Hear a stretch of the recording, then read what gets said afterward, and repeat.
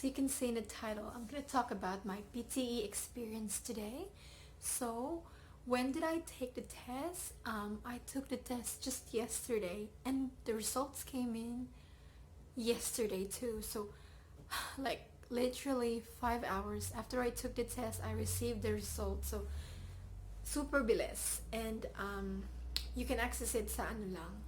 Magsisend sila sa inyo ng email. That's why it's very important na yung gagamitin yung email, yung PTE account nyo is active and ma-open nyo talaga so that wala kayong problema to access your report, your scores. Okay, so how much did I get?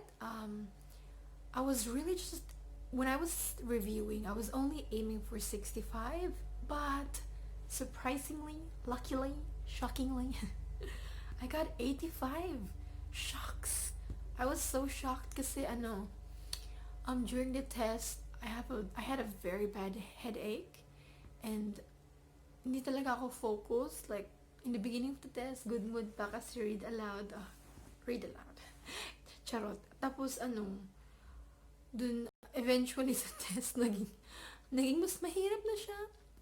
Nagsimula na yung writing. Yun. So what I can say is, I think because I was expecting a lot worse sa test.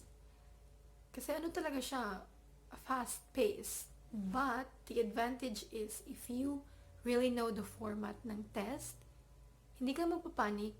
Kasi you know what to expect. You know what's gonna come up next. Okay, what's after summarize written text. You know it's gonna be write essay. You know it's gonna be 20 minutes. So I think the most important thing is you're familiar with the test. Like, really familiar. Sa times, anong gagawin, sa mga methods, structures, ganun. So, how long did I review?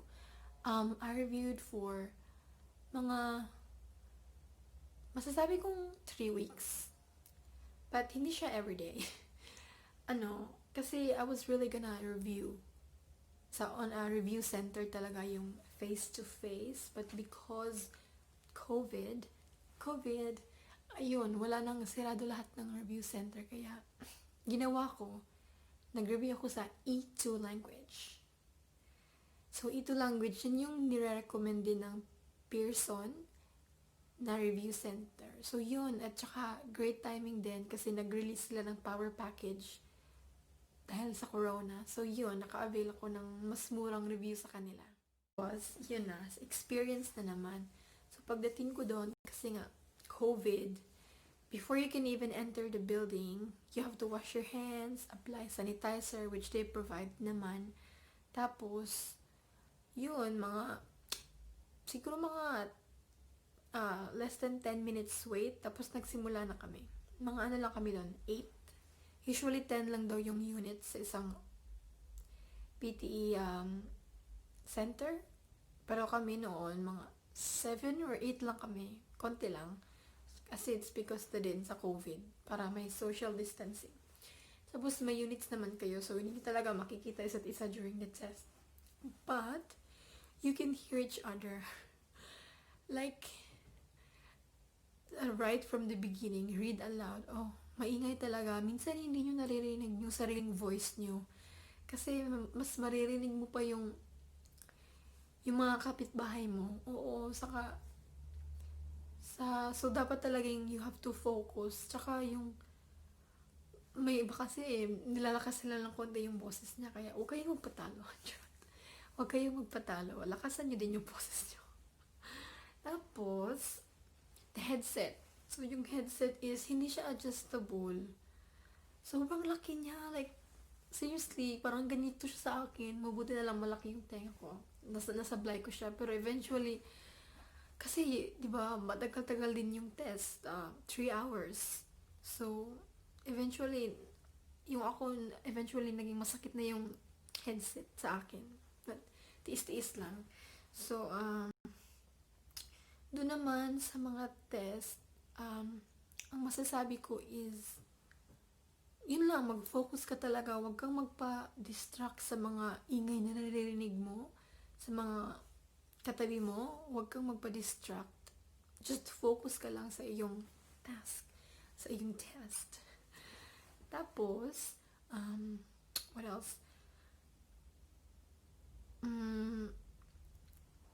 Yung write essay, yung mga writing test, I made a silly mistake.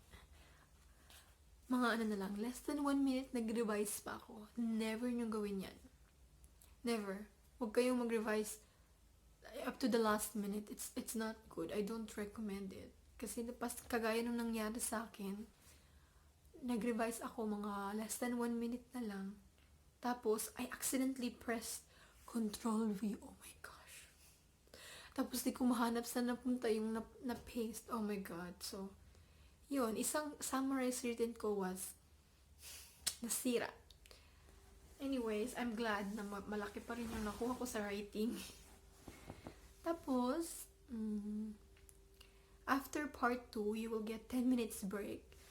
I recommend taking it kasi doing the test for like 2 sections, it can be exhausting. So, having a 10 minutes break is good. Pwede kang pumunta sa CR, pwede kang uminom ng tubig kasi may free tubig dun sa test center na pinuntahan ko. Yun, tapos you can rest even just for a few minutes. Tapos, I don't know, I was really just expecting a lot worse sa test. Kasi I've heard from people, from friends, na super hectic daw, nakakapanik. Yun, so, my tip is just review every day. Be familiar with the test format. You have to know all the tests. Yung ginawa ko is, sinulat ko talaga lahat. I have this notebook. It's important to have a notebook, I think.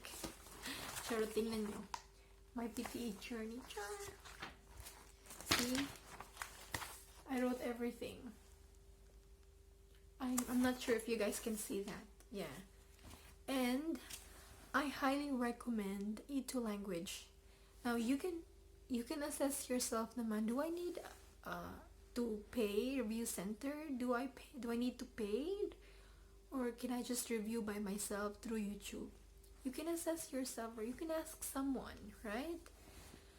If your think is English, if your English skills you think is good enough, you can practice naman the test. There are lots of PTE mock tests in YouTube, so you can do that and assess yourself. Should I enroll sa review center? But I highly recommend E2 language kasi may free sila. May free silang mga lessons. Si Jay, siya talaga tumulong sa akin para makapasa. And may mga tricks siya, mga structure. It's very important na manood talaga kayo. Kung gusto nyong makascore ng 79 pataas or even 60 pataas, it's very important talaga.